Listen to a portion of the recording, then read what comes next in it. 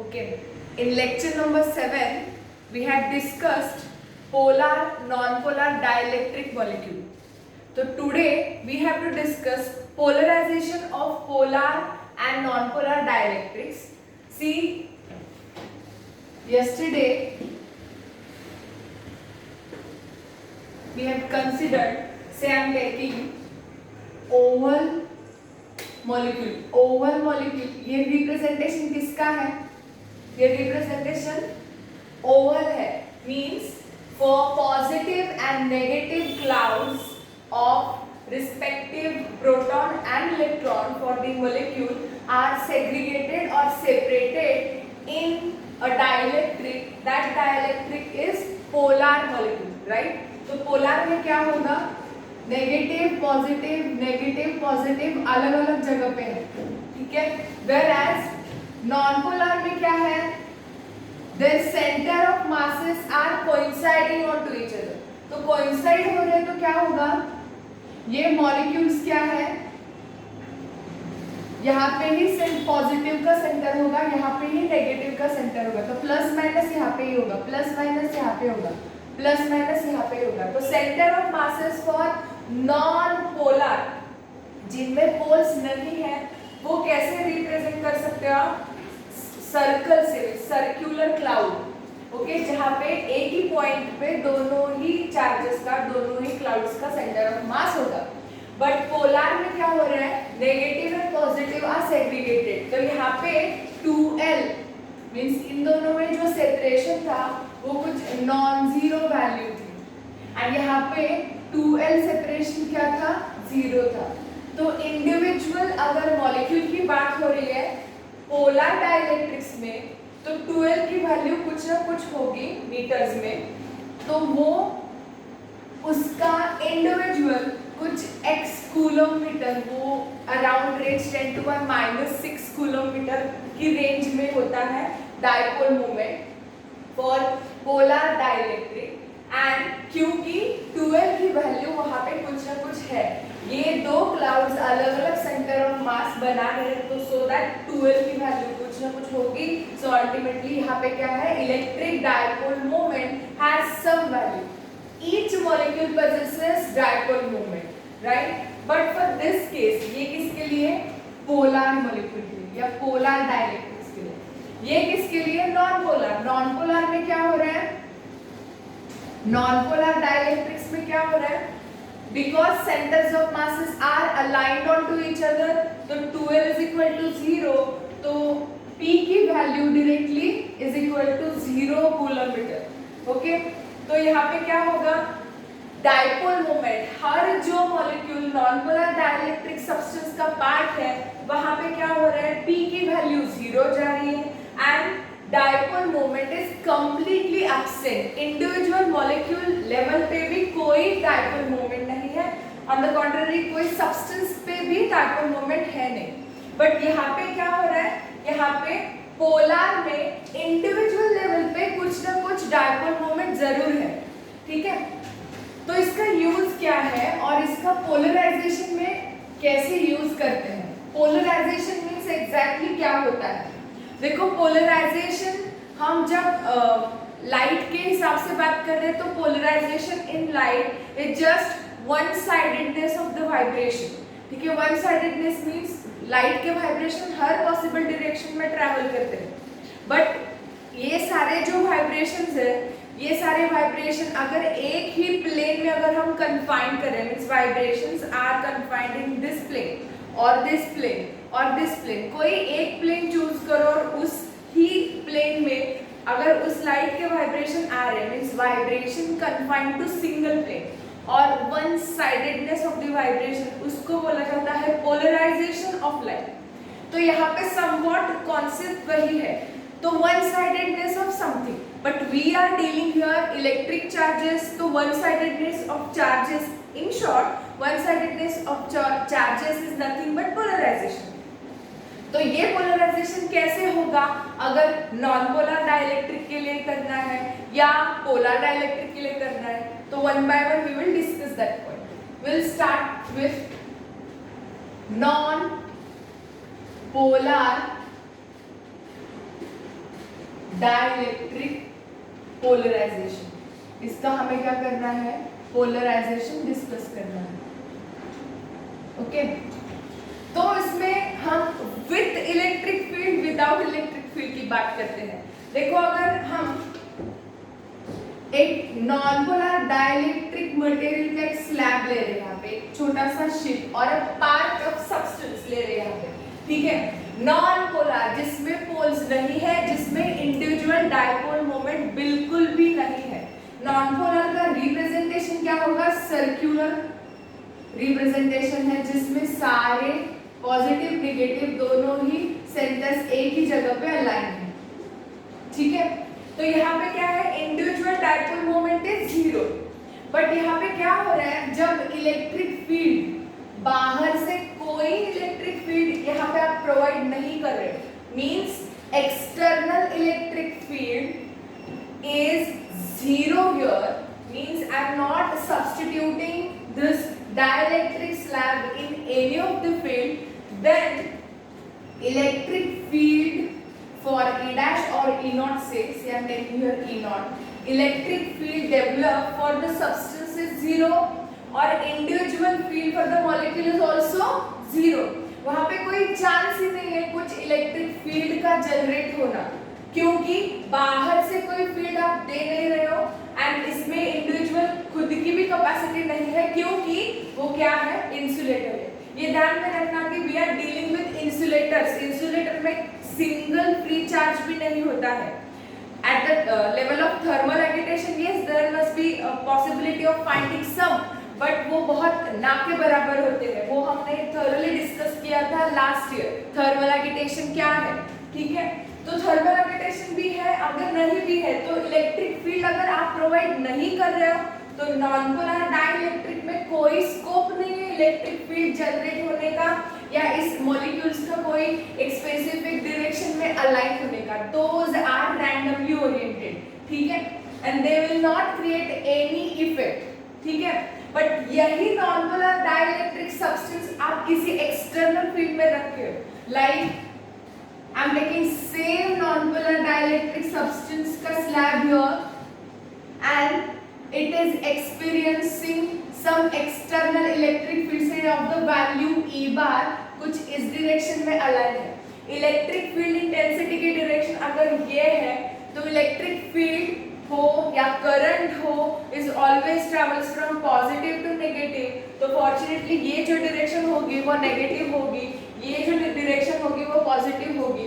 तो अल्टीमेटली क्या होगा, see these are natural form of non polar dielectric molecules, when they experiences external electric field, what will happen with it, they reinforce और they reorient with respect to external field, क्योंकि they are meant by the positive and negative charge, right.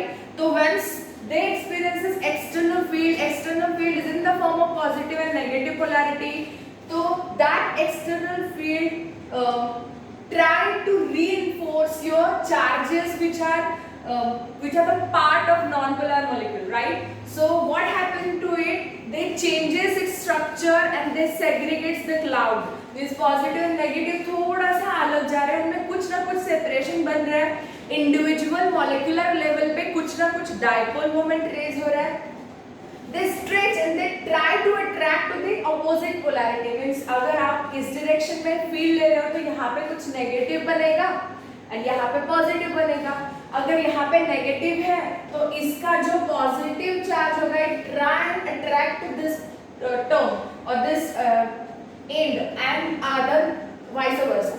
Okay, तो ये कुछ reinforcement होगा and rearrangement of the molecule होगा and ये कुछ अपना स्ट्रक्चर है वो चेंज करेगा। They are just segregated, they are not getting free, मैं बार बार बता रही हूँ, they are not getting free, they are not free to move because we are dealing with insulators, ठीक है।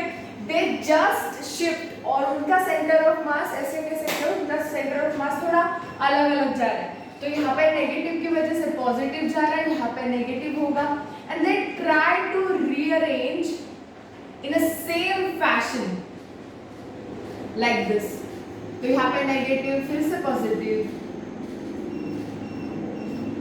नेगेटिव, फिर से पॉजिटिव।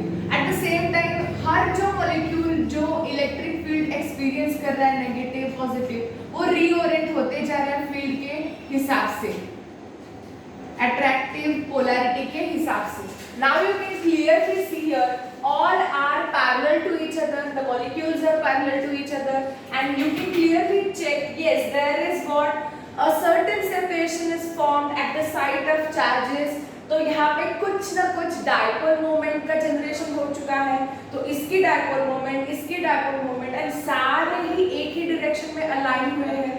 तो ये जो सारे चार्जेस है, बट यहाँ पे क्या हो रहा है, पॉजिटिव एंड ये नेगेटिव कुछ इफेक्ट नल होगा, यहाँ पे ये पॉजिटिव नेगेटिव इफेक्ट नल होगा, ये पॉजिटिव नेगेटिव इफेक्ट नल होगा। बट यू कैन क्लियरली सी कि कुछ सिंगल चार्जेस एक लास्ट एंड पे यहाँ पे accumulation of positive charge negative charge बन रहा है, एंड यहाँ पे एक्यूमुलेशन ऑफ पॉजिटिव चार्ज बन रहा है। सी यहाँ पे नेगेटिव नेगेटिव नेगेटिव, यहाँ पे पॉजिटिव पॉजिटिव पॉजिटिव। तो we can check, we can see here that there is a collection of negative charge at one surface and collection of positive charge at the other surface, and this is one-sidedness of the charges we can say, and this is how your substance, which substance, non-polar dielectric, when it experiences external electric field, it gets polarized, it just rearranges according to the external field, right? And external field के हिसाब से उसने just उसका stretching किया, rearrangement किया उसके हिसाब से, and क्या हो रहा है यहाँ पे, कुछ ना कुछ individual level पे dipole moment बन गई। इसकी dipole moment, इसकी हर जो charge है, हर एक charge की dipole moment बन रही है। Dipole moment, whole dipole moment is in one direction, so it brings out to a quantity, and वो क्या कर रहा है, वहाँ पे अपना खुद का एक इलेक्ट्रिक फील्ड डेवलप कर रहा है, क्योंकि यहाँ पे नेगेटिव, पूरा नेगेटिव एक्यूमुलेशन दिख रहा है। यहाँ ये जो फेस बनेगा, it will work as negative potential and this will work as positive potential. तो व्हाट हैपेंस टू इट, तो ये नेगेटिव टर्मिनल बनेगा, ये पॉजिटिव टर्मिनल बनेगा, एंड यहाँ पे lines of forces are generated, क्योंकि ये हायर पॉजिटिव बन रहा है, ये हायर नेगेटिव, तो it forms what, potential barrier. And उसी पोटेंशियल बैरियर की वजह से there is introduction of electric field in opposite direction, क्योंकि पॉजिटिव टू नेगेटिव हमेशा इलेक्ट्रिक फील्ड इंटेंसिटी दिखाते हैं। तो पॉजिटिव टू नेगेटिव इस डायरेक्शन में ए नॉट बार ये कुछ इलेक्ट्रिक फील्ड इंटेंसिटी जनरेट होगी due to this non-polar dielectric slab when it is kept in external electric field। समझ रहे हो? तो जब वो स्लैब आप किसी भी फील्ड में नहीं रख रहे हो तो वो कुछ भी इफेक्ट नहीं देगा, it will be as it is, क्योंकि उसके इंडिविजुअल डायपोल में भी कुछ डायपोल मोमेंट नहीं है। बट यहाँ पे क्या हो रहा है, ये इलेक्ट्रिक फील्ड उसको मोटिवेट कर रहा है, उसको एनर्जी दे रहा है, मोर ओवर वो एजिटेट कर रहा है कि yes try to detach from each other. तो वो यहाँ पे क्या हो रहा है, वो थोड़ा बहुत क्लाउड है वो सेग्रीगेट हो रहा है, एंड यहाँ पे कुछ स्ट्रक्चर उसका क्लाउड अलग अलग हो रहा है, ये नेगेटिव हो रहा है, यहाँ पे पॉजिटिव हो रहा है, एंड यस इट डिपेंड, ये डायरेक्शन, ये सेग्रीगेशन कैसे होगा, it depend on to attraction. यहाँ पे अगर फील्ड का डायरेक्शन ये है तो ये पॉजिटिव साइड होगी, ये नेगेटिव साइड होगी, समझ गया? तो उसी के हिसाब से एक डायरेक्शन में पॉजिटिव जा रहे हैं, एक डायरेक्शन में नेगेटिव, मोशन नहीं है, इट जस्ट अ शफलिंग, उसी प्लेस में वो थोड़ा सा स्ट्रेच और रीअरेंजमेंट हो रहा है, there is no any chance of getting free charges, right? तो यहाँ पे उसका खुद का, यहाँ पे एक नेगेटिव टर्मिनल बन रहा है, उसका खुद का एक पॉजिटिव टर्मिनल। तो this is the process of accumulating the charges, same charges at one surface, that is nothing but a polarization। polarization होता है one sidedness, यहाँ पे one sidedness of charges हो रहा है, तो we can call it as polarization। polarization जो point है और वो quantity है जो p में count होती है, small p is used for dipole moment and capital P is used for polarization, okay? तो यहाँ पे क्या हो रहा है, देखो उसका एक खुद का इलेक्ट्रिक फील्ड जो इसके ऑपोजिट डायरेक्शन में वर्क कर रहा है, क्योंकि अट्रैक्शन हो रहा है यहाँ पे। तो अगर फील्ड आप इस डायरेक्शन में दे रहे हो तो उसका खुद का एक नया फील्ड ऑपोजिट डायरेक्शन में बनने वाला है, ठीक है? Yes means when you are keeping non polar dielectric substance in external electric field, it surely react to the field and it gives the polarization and it ultimately form a electric field, जो polarized field होगा या वो उसे कहते हैं induced field. जो induce means उसको motivation की जरूरत है, without field it will not give you any kind of field, ठीक है। But yes, if you provide the field, if you provide the external energy, तो ultimately it will give you a induced field. And जो नए charges बन रहे हैं हर surface पे या एक्सट्रीम एंड्स पे, तो उन चार्जेस को बोला जाता है इंड्यूस्ड चार्जेस। उनकी जो एनर्जी होगी इंड्यूस्ड एनर्जी, उसका जो फील्ड होगा इंड्यूस्ड फील्ड होगा, ठीक है। तो पोलराइजेशन में जो बन रहा है वो इंड्यूस्ड चार्ज, पोलराइजेशन जो हो रहा है वो इंड्यूस्ड चार्जेस की वजह से हो रहा है। ये इंड्यूसमेंट क्यों हो रहा है? क्योंकि आप एक्सटर्नल फील्ड दे रहे हो, तो उसी के हिसाब से उसका स्ट्रेचिंग हो रहा है एंड रीओरिएंटेशन हो रहा है। समझ गए? ये किसके लिए? नॉन पोलर के लिए। नॉन पोलर में कुछ ऐसे हो रहा है, तो अगर ये खुद कुछ चेंजेस दिखा रहा है जब एक्सटर्नल फील्ड में रख रहे हो, तो दिस इज इम्पॉर्टेंट। ये खुद का एक नया फील्ड बना रहा है जो उसके बिल्कुल प्रोवाइडेड फील्ड के ऑपोजिट वर्क कर रहा है, तो फील्ड को कम करने की कोशिश कर रहा है। तो ये कम कर रहा है, तो अल्टीमेटली यही कॉन्सेप्ट हमें उठा के कैपेसिटर्स में यूज कर रहा है। कैसे? We will discuss later. ये समझ गए ना नॉन पोलर डाइलेक्ट्रिक में पोलराइजेशन कैसे हो रहा है। नॉन पोलर सर्कल से दिखाते हैं क्योंकि उनका सेंटर ऑफ मास सेम है। इन एब्सेंस ऑफ फील्ड कोई इफेक्ट नहीं, कोई फील्ड नहीं, no polarization. In presence of field, there is alignment of the all dipoles. There is a reorientation of the charges, and there is inducement of a new charges. We call it as polarized charges or induced charges. One-sidedness of the charges is happening, so there is a process of polarization, and that polarization brings out to a electric field which is opposite to provided external field. Clear? So this is for non-polar dielectric substance. अगर यही हमें देखना है polarisation होता है कि नहीं होता है, किसके लिए? पोलर डाइलेक्ट्रिक के लिए। तो पोलर में क्या होगा? इन एब्सेंस, इन प्रेजेंस, वही डिस्कस करना है। Polar dielectric polarisation.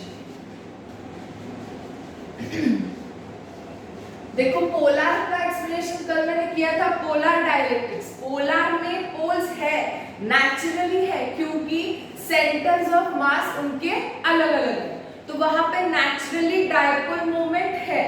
तो नेचुरल डायपोल मोमेंट होने की वजह से यहाँ पे alignment of molecules is not in the confirm way, it is randomly oriented, ठीक है। तो अगर पोलर मॉलिक्यूल्स की अगर बात कर रहे हो तो वो कैसे होगा? वैसे ही ओवल स्ट्रक्चर में वो क्लाउड दिखाते हैं, ऐसे कुछ होगा वो structure, right. And you can clearly see है, जब मैंने नॉन पोलर का दिखाया था तो non polar will be in same fashion, वो रिपीटेशन जा रहा है। बट यहाँ पे क्या है? Those are randomly oriented. एक तो थर्मल एगिटेशन है ही, रूम टेम्परेचर होगा या कोई एक्सटर्नल सोर्सेस है, खुद का डायपोल मोमेंट है, तो थर्मल एगिटेशन है ही, एंड उसका खुद का डायपोल मोमेंट बना रहा है। मींस इंडिविजुअल मॉलिक्यूल की अगर बात करें तो वो इलेक्ट्रिफाइड है, वो न्यूट्रल नहीं है, वो बिल्कुल भी इलेक्ट्रिफाइड है, वो खुद इलेक्ट्रिक फील्ड बना सकता है। यहाँ पे कुछ P बार होगा, से हम टेकिंग P1 बार, यहाँ पे कुछ P2 बार होगा, P3 बार होगा, P4 बार होगा, ठीक है। तो ये अलग अलग डायपोल मोमेंट्स है, but as a whole, as a slab, as a complete substance यहाँ पे क्या हो रहा है? ये अलग अलग डायरेक्शन में अरेंज है। तो अलग अलग डायरेक्शन में यहाँ पे P1 बार कुछ इस डायरेक्शन में होगा, इसका P2 बार कुछ इस डायरेक्शन में होगा, they cancels out because of random orientation of polar molecules in a slab in absence of field. Field नहीं है, field नहीं है तब की बात है। These are randomly oriented. At individual molecule level there must be P बार की कुछ ना कुछ वैल्यू है। Say I am taking P1 bar here, P2 bar, P3 bar, P4 bar, right? P1, P2, P3, P4, but all are randomly arranged. P1 bar, P3 bar, P2 bar, P4 bar, they may cancel each other. So what happens to the slab or as a whole of the substance? P बराबर 0। यहाँ पे कुछ भी electric dipole moment हो नहीं रही है, dipole moment as a substance is zero, ठीक है, due to random orientation of the molecules. But once such material is subtended to external electric field, तो क्या होगा, यही मटेरियल अगर आप एक्सटर्नल इलेक्ट्रिक फील्ड में सबटेंड कर रहे हो, तो ये जो मॉलिक्यूल्स है they try and rearrange, but यहाँ पे जैसे नॉन पोलर का जस्ट सेग्रीगेशन हुआ था जगह पे, इसमें कुछ अलग होगा। As we have discussed in previous lecture, there must be introduction of torque. Torque होगा ना उस पे, क्यों टॉर्क होगा, क्योंकि इंडिविजुअल लेवल पे उसका कुछ ना कुछ मोमेंट जा रहा है, डायपोल मोमेंट है P, एंड आप किसी डायपोल को या चार्जेस को किसी एक्सटर्नल फील्ड में इंट्रोड्यूस कर रहे हो। यहाँ पे अभी मुझे एक्सटर्नल फील्ड देना है, से I am taking one molecule from this, and यहाँ पे एक पॉजिटिव होगा या नेगेटिव होगा, राइट, एंड कुछ फील्ड इस डायरेक्शन में दे रहे हो E बार, समझ गए। तो क्या होगा इस डायपोल पे, क्योंकि खुद का उसका डायपोल कुछ इस डायरेक्शन में जा रहा है, P बार होगा, राइट, तो यहाँ पे कुछ थीटा है, H2 का वो जो थीटा होता है 105 डिग्री मैक्सिमम डायपोल मोमेंट बनाता है वो, ठीक है। तो ये इस डायरेक्शन में कुछ थीटा होगा, ये E बार का डायरेक्शन है, तो उस थीटा के हिसाब से PME में वहां पे क्या होगा, टॉर्क का जनरेशन होगा। It experiences, your molecule experiences what, torque when it is kept in external electric field, and torque does work done. तो ये वर्क क्या होगा, it rotates within the structure and it try and align with respect to field. अगर field इस direction में है तो positive to negative means ये फील्ड का डायरेक्शन होगा, तो पॉजिटिव टू नेगेटिव डायरेक्शन में जा रहा है, तो ये अट्रैक्शन या रोटेशन कैसे होगा, इट ट्राई टू शफल, और ये टॉर्क जो है इसको रोटेट करते हुए कुछ ऐसे बनाएगा, ये नेगेटिव इस डायरेक्शन में होगा एंड पॉजिटिव इस डायरेक्शन में होगा, एंड इसका field again opposite to field work होगा। But yes, extent of external field is important, कितनी ताकत का इलेक्ट्रिक फील्ड उस पे लग रहा है, according to that torque will generate, torque will reshuffle, re-rotate your molecule and with respect to external field का direction, ठीक है, and accordingly it rearranges with respect to field। तो ये कुछ इस फैशन में ऐसे reorient होगा।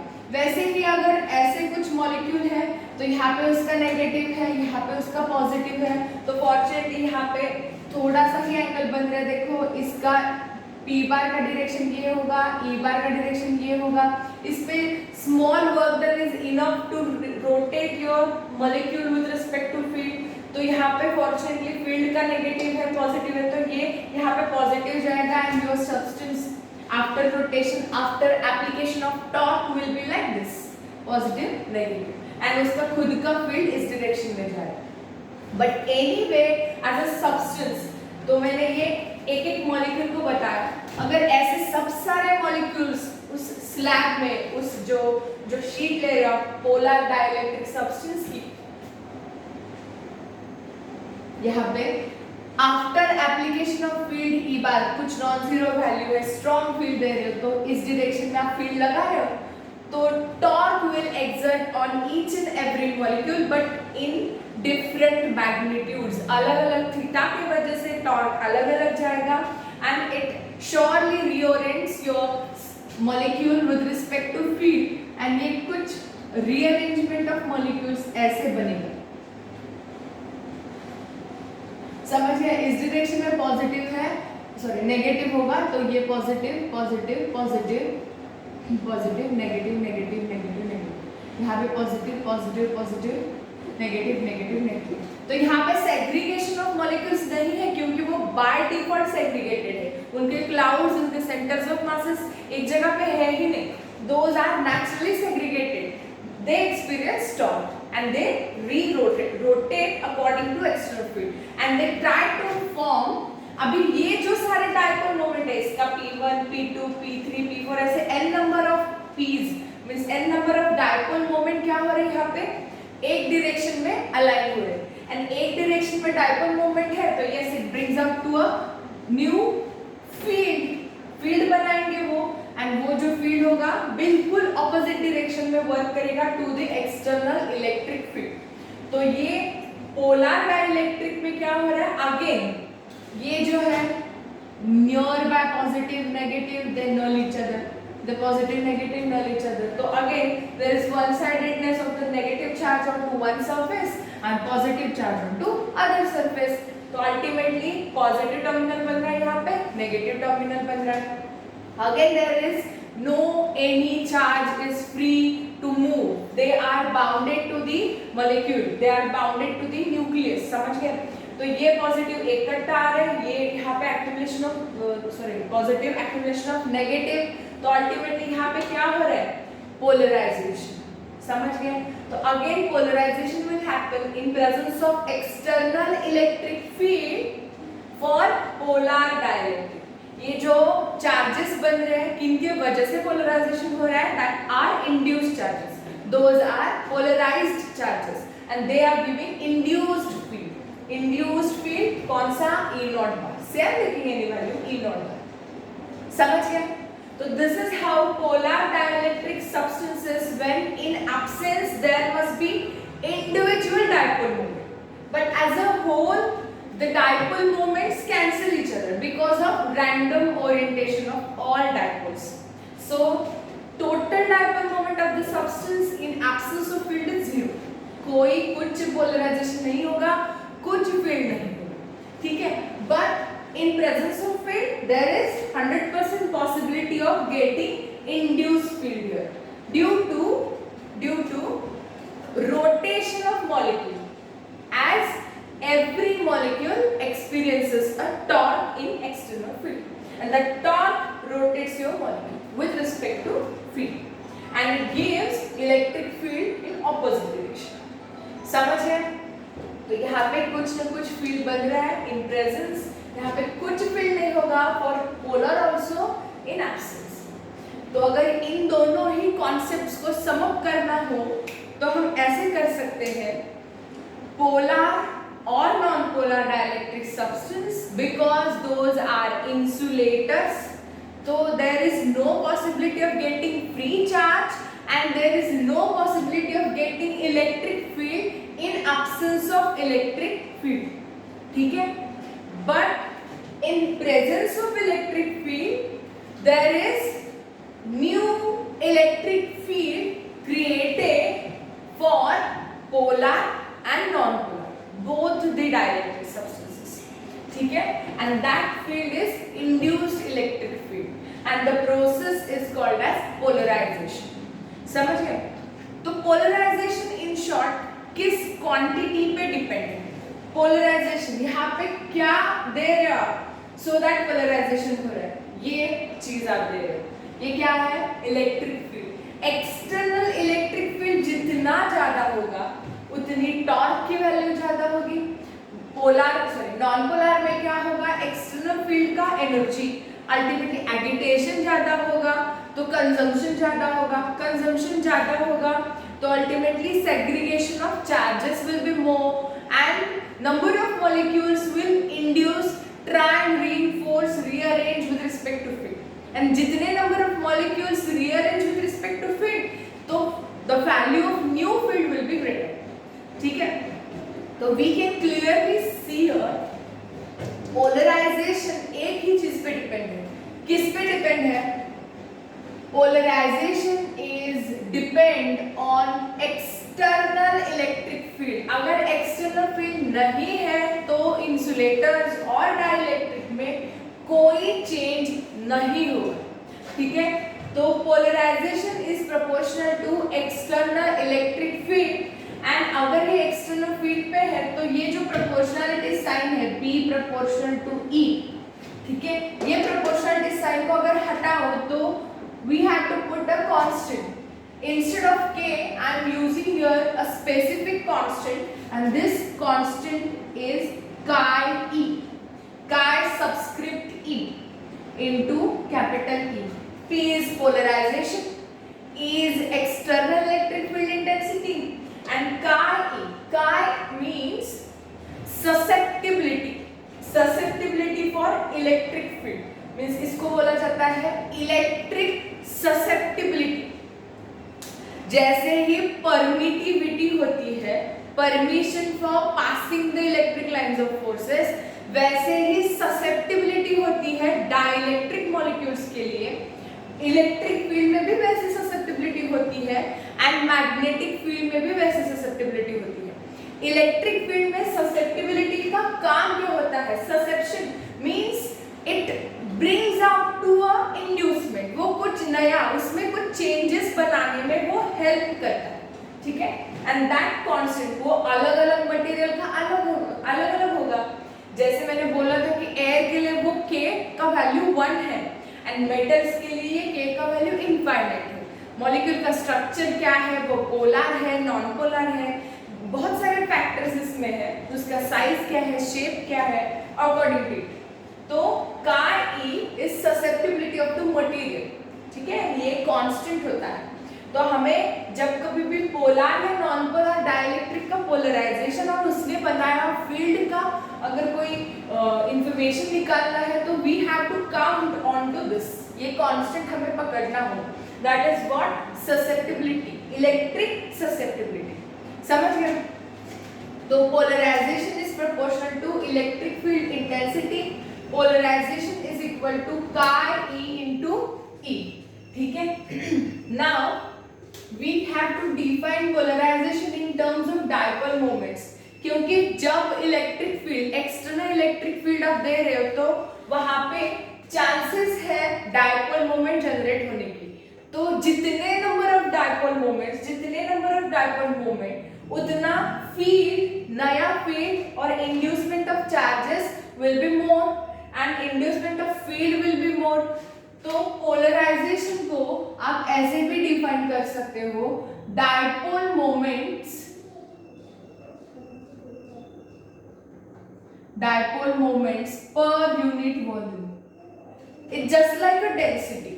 जितने नंबर ऑफ डाइपोल मोमेंट होंगे मींस इस डाइपोल मोमेंट की डेंसिटी जितनी ज्यादा होगी पर यूनिट वॉल्यूम, पोलराइजेशन उतना ज्यादा होगा एंड पोलराइजेशन जितना ज्यादा होगा वहां पे introduction of new field, introduction of electric field of a substance will be मोर, ठीक है।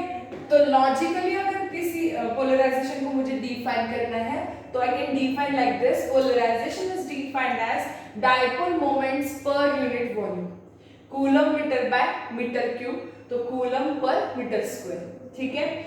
एंड यहाँ पे क्या है, polarization is proportional to electric field intensity, so P बराबर chi e into E।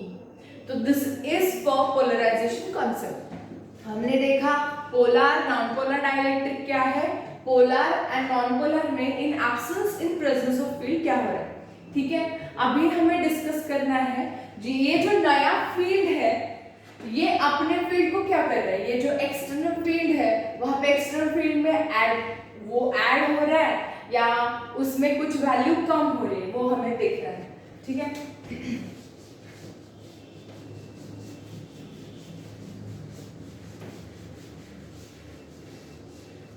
Now I'm taking two metal का strips, ऐसे कुछ मेटल का स्ट्रिप्स बनाओ जिससे मुझे इलेक्ट्रिक फील्ड मिल जाएगा, ठीक है। यहाँ पे एक मेटल स्ट्रिप्स है, यहाँ पे और एक मेटल स्ट्रिप्स है P1 एंड P2, तो यहाँ पे कुछ आप पॉजिटिव टर्मिनल प्रोवाइड करो, means this metal is at high positive polarity and this metal is at high negative polarity, ठीक है। एंड इन दोनों के बीच में हमें रखना है अपना non polar substance,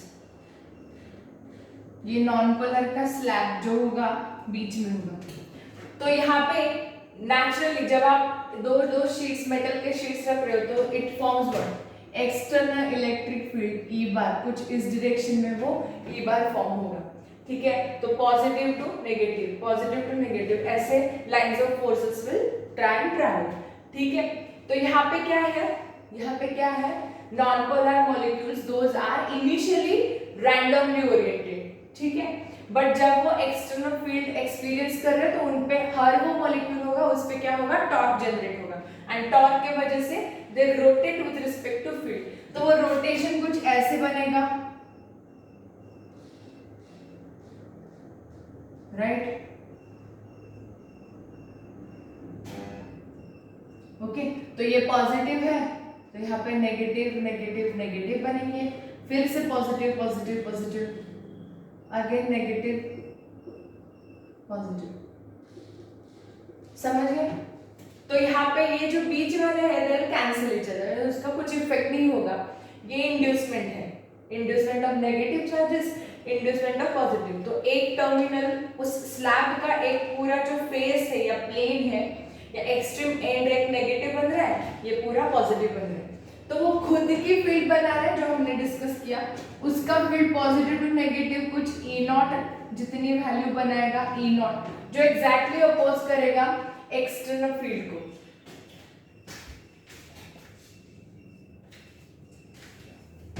external field को वो क्या कर रहा है, अपोज कर रहा है। तो वहां पे क्या हो रहा है, electric external electric field intensity इस डायरेक्शन में है एंड अपना जो नया वाला फील्ड बना है तो वो इस डायरेक्शन में हो रहा है, ठीक है? तो यहाँ पे टोटल जो फील्ड होगा, जब दोनों ही फील्ड बनेंगे, जो टोटल फील्ड बनेगा वो क्या होगा, so I'm taking the total field is E dash, say this E dash equal to बार में E माइनस E नॉट, ठीक है? ये जो नया फील्ड बनेगा मींस इन दोनों से बच के, यहाँ पे कुछ एनर्जी कंज्यूम हो रही है, यहाँ पे कुछ एनर्जी कंज्यूम हो रही है, जो टोटल फील्ड बनेगा उस पूरे सिस्टम में वो कितना होगा, E माइनस E नॉट। क्यों? क्योंकि योर न्यूली फॉर्म या induced electric field opposes external field. External field इस डायरेक्शन में जाना चाह रहा है, मींस कोई बच्चे इस डायरेक्शन में जाना चाह रहे हैं, बट कुछ बच्चे हैं जो एक्स्ट्राऑर्डिनरी है वो इस डायरेक्शन में जा रहे हैं। तो this is just like a tug of war, and जो आउटपुट निकल के आएगा जिसके फॉर्म में है, जिसके डायरेक्शन में जो ज्यादा इफेक्टिव होगा उसको उसके हिसाब से वो एनर्जी कंज्यूम होगी एंड जितना बचेगा उसी के डायरेक्शन में जाएगा। तो यहाँ पे कुछ आप 100 न्यूटन पर कूलम का फील्ड दे रहे हो तो इसके मॉलिक्यूल्स के हिसाब से यहाँ पे जितना रीअरेंजमेंट होगा उसी के हिसाब से यहाँ पे 50 न्यूटन पर कूलम बन रहा है, तो 100 माइनस 50 न्यूटन पर कूलम ये नया सिस्टम का फील्ड बनेगा एंड वो ज्यादा फील्ड किसका है, एक्सटर्नल फील्ड का। तो एक्सटर्नल फील्ड की डायरेक्शन में वो 50 न्यूटन पर कूलम वर्क करेगा। तो this is vector sum actually. तो वेक्टर सम क्यों है, क्योंकि जिस फील्ड की वैल्यू ज्यादा है उसके डायरेक्शन में electric field will work and यहाँ पे क्या होगा, E माइनस E नॉट, ये मैग्नीट्यूड अगर आप निकालना चाहते हो तो magnitude will be just subtraction between external electric field and induced electric field. तो total field for polarization is equal to E minus E naught and we can clearly say this is reduction of field. This is what? Reduction of field. तो यहाँ पे total जो field है वो कम हो रहा है, there is a decrement of field. में जब कभी भी किसी भी मेटल प्लेट के बीच में आप डाइलेक्ट्रिक सब्सटेंस को सब्स्टिट्यूट करते हो तो क्या होगा, टोटल मटेरियल का, टोटल सब्सटेंस का या अपने सिस्टम का जो फील्ड है डिक्रीज होगा। क्यों? क्योंकि दिस E डैश बराबर E minus E not is a vector sum, but magnitude को अगर काउंट कर रहे हो तो एक्सटर्नल फील्ड का वैल्यू माइनस इंड्यूस्ड फील्ड, तो it will be like this. So there is reduction in field when dielectric substance is introduced between external field. ठीक है, field will decrease. हमेशा ये ध्यान में रखना, field कम होगा and field कम हो रहा है तभी उसका क्या होगा, V का वैल्यू इंक्रीज होगा, potential will increase and ultimately क्या हो रहा है, पोटेंशियल की वैल्यू चार्जेस पे डिपेंड है, एक्यूमुलेशन ऑफ चार्जेस बढ़ते जाएंगे and that we want for capacitor, charges को ही बढ़ाना है। Once the charges are increase ultimately what happens, capacity of capacitor will increase, charging को ही बढ़ाना है ना।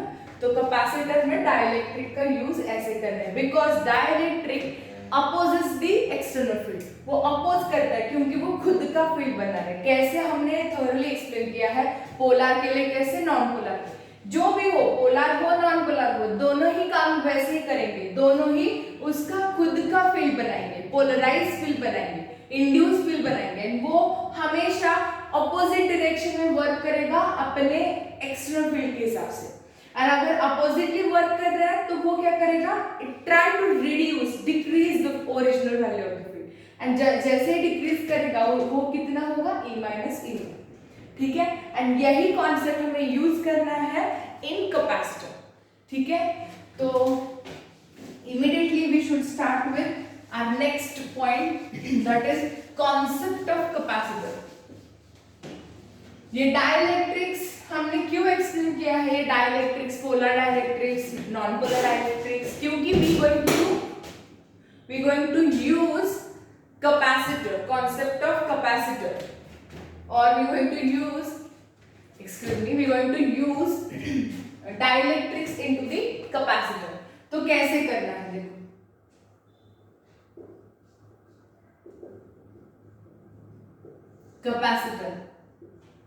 कैपेसिटर्स होते क्या है पहले ये डिस्कस करते हैं।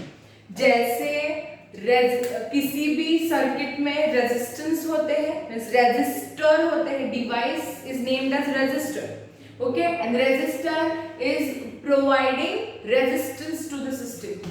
सिमिलरली कैपेसिटर एक डिवाइस होता है, जैसे सिलिंड्रिकल आता है वो कैपेसिटर मोस्टली, तो वो कैपेसिटर एक डिवाइस होता है। वो कैपेसिटर क्या करता है, it gives capacitance to the system, it enhances the process of storing the charge. Charging को बढ़ाना है या चार्ज को किसी भी प्लेस में या सॉकेट में एक्यूमुलेट करके रखना है, so that we can use it later for further operations.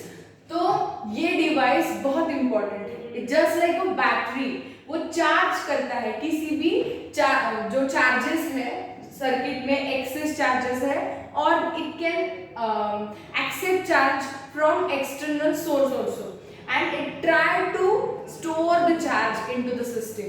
तो कैपेसिटर का काम क्या है, चार्ज को इकट्ठा करके रखना, चार्ज को स्टोर करना। ठीक है, एंड एज यू नो, अगर चार्जेस किसी भी जगह पे है, इलेक्ट्रोस्टैटिक्स में पढ़ रहे हैं, इलेक्ट्रोस्टैटिक्स मींस इलेक्ट्रिक फील्ड, जो रेस्ट चार्जेस की वजह से किसी भी जगह पे चार्जेस आ रहे, एक चार्ज हो या n नंबर ऑफ चार्जेस हो, they try to introduce a potential for a field. एक चार्ज है तो चार्ज क्या करेगा, उसके अराउंड कुछ पोटेंशियल बनाएगा, उसका खुद का कुछ फील्ड बनाएगा, एंड हर अलग अलग पॉइंट पे क्या होगा, उसका पोटेंशियल होगा। तो जितने नंबर ऑफ चार्जेस आप बढ़ाओगे, उन चार्जेस के वजह से उस पूरी सिस्टम का क्या होगा, पोटेंशियल उतना बढ़ते जाएगा, V की वैल्यू स्ट्रांग होते जाएगी। क्योंकि हमने एक इक्वेशन देखा है, V का डेरिवेशन क्या है, पोटेंशियल का डेरिवेशन क्या था, 1/4 pi epsilon not Q upon R, right. तो आप यहाँ से फिजिकल सिग्निफिकेंस श्योरली हमें समझ रहा है कि पोटेंशियल एक ही चीज, I mean it is depend on the two things, but potential directly proportional to charge. The value of charge increases, value of potential increases. तो अगर मुझे पोटेंशियल स्ट्रेंथ को बढ़ाना है तो मुझे चार्जेस को बढ़ाना होगा। जितने चार्जेस आप ऐड ऑन करते जाओगे उतना पोटेंशियल बढ़ते जाएगा। ठीक है, तो can we write from the physical significance of the equation of potential, V is proportional to charge। यहाँ पे Q I'm taking capital Q, V is proportional to capital Q।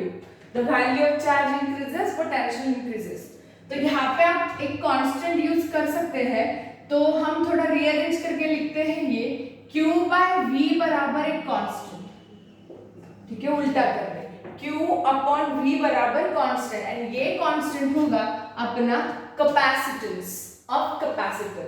जो कैपेसिटी होगी किसी भी डिवाइस की, कैपेसिटी किस चीज पे डिपेंड होगी, इन दोनों चीज पे, चार्ज पर यूनिट पोटेंशियल बराबर कैपेसिटेंस ऑफ कैपेसिटर। कैपेसिटेंस और कैपेसिटर की वैल्यू कैसे निकालते हो, is a ratio of charge upon charge to potential, ठीक है। तो Q by V is a constant, उस स्पेसिफिक चार्ज एंड पोटेंशियल के पेयर के लिए वो कैपेसिटर कांस्टेंट होगा, वो कैपेसिटर की वैल्यू कांस्टेंट होगी। ठीक है, तो Q upon V बराबर C। तो Q अपॉन V है, तो इसका यूनिट आप निकाल सकते हो by the formula C is equal to Q upon V। तो Q का वैल्यू कूलम में होगा एंड ये वोल्टेज है, पोटेंशियल है, उसका वैल्यू वोल्ट में होगा, coulomb per volt. 1 coulomb per 1 volt बराबर 1 farad. 1 coulomb by 1 volt equals to 1 farad. Means if you are storing charge of the value 1 coulomb against the potential 1 volt, then capacity of capacitor will be 1 farad. समझ गए? ये basic unit definition है capacitance की। And farad because the scientist Farad has given the idea of capacitor, तो after the name of scientist ये जो इसका unit है ये फैराड है। जैसे रेजिस्टेंस का ओहम है वैसे कैपेसिटर का फैराड है। F A R A D farad, ठीक है। 1 farad equals to 1 coulomb by 1 volt. If you have to store a 1 coulomb charge against a potential 1 volt, then capacity of capacitor will be 1 farad, ठीक है। तो farad में भी जैसे हमने ohm के लिए कन्वर्जेंस यूज किए हैं वैसे ही सेम फैराड के लिए भी यूज करने हैं। जैसे अगर हम